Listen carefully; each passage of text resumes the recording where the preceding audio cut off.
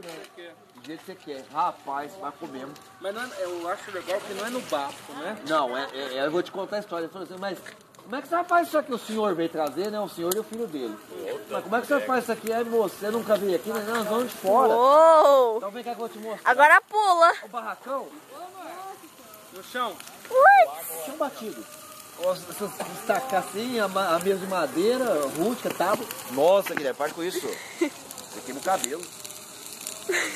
Vai, Só o Madu. cabelo. Vai, bobão. Aí levou a gente no fundo.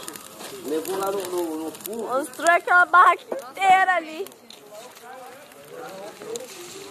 Eu saio daqui, hein? Gente pra caramba.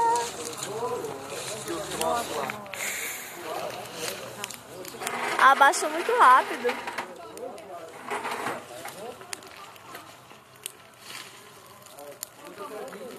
Mas ele tá animado pra fazer fogo. Ele quer pular. Tá animado.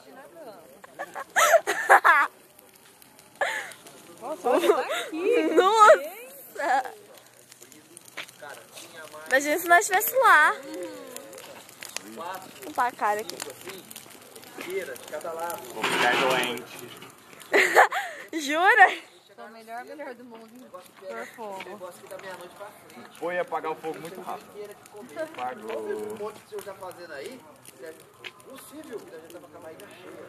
Era 9, 10, 11 horas mais ou menos. Aí começou, a gente começou a comer, meia-noite começou a chegar. Lotou aquele barracão do velho. Eu fiquei de lá de fora esperando pra sair de casa. Às vezes o cara chega, Fogo assim dá dor de garganta. nem conhece, vai sentando do lado do outro.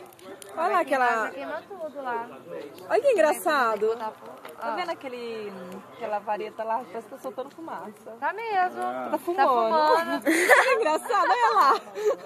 Que da hora. Olha a fumaça. Ô, vem ver. Vocês já viram a madeira fumar? Olha ali, ó. Ah, é? Olha lá. Olha que solta fumaça. Cara, pedaço, tirando das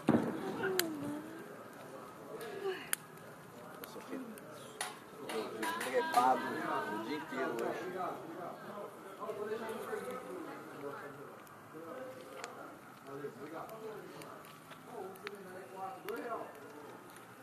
Tamanho do bagulho.